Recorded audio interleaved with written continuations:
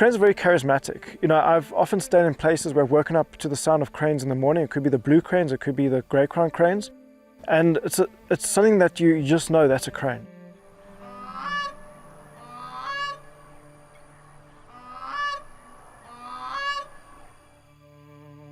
The way that they dance for each other. The blue cranes, I've experienced some beautiful dances where the male and the female will have a beautiful dance in front of you.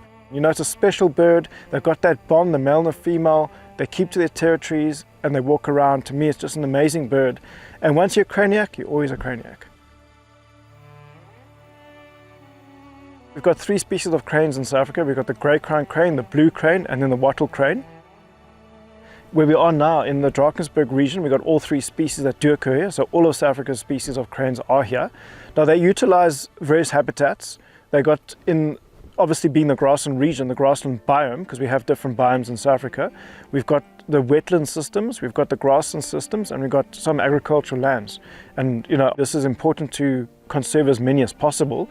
So conserving the wetlands for the grey crown crane, that it's necessary for them to breed in them, as well as a wattle crane also need wetlands. Your blue crane, I've actually seen them in various habitats. So that's what's important to know, that here we've got to conserve these habitats as much as possible, because your breeding sites are what's very important.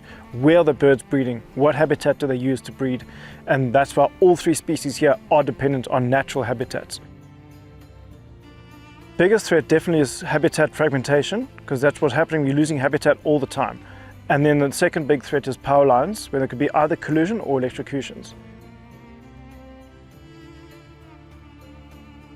So where we are now, the farmer contacted someone to report a power line investigation to be done here, where an incident occurred. So what happened here, a bird was electrocuted by this power line structure.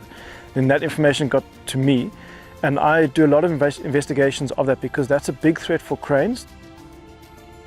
Our Eskom company here, they work on a reactive basis. So when a structure is a danger for a bird, they will then come and make that structure safe for birds such as cranes and for other birds that are available.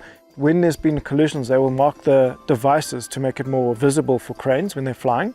And in that case, if any bird flies into a power line, we can then come and react to that and get them to mark that line with those devices. In this example here, I've got 2 structures that I'm going to get them to make safe, because you can see the exposed wires on the back.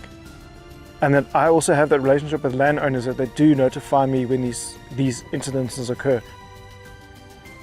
This is a nice example where we've discussed the whole process, we've discussed why it's a threat, how to make it safe, and in this example they're going to make this triple safe for the birds. So they're actually going to do 3 things on this structure, by making the top wire safe, the bottom wire safe, and also to take the earthing off.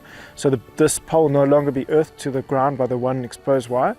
So it will always benefit cranes ultimately. So that, as I mentioned earlier, being one of the biggest threats for cranes, you're making these areas safe for cranes in the long run. So success, they'll be basically to make this area safe for cranes. So in both ways, by protecting the habitat that is available, and also by making these structures safe for the birds as well. And that's the goal of my project, and part of the whole African Crane Conservation Project down here in Drakensberg, is to make the critical areas safe for the birds.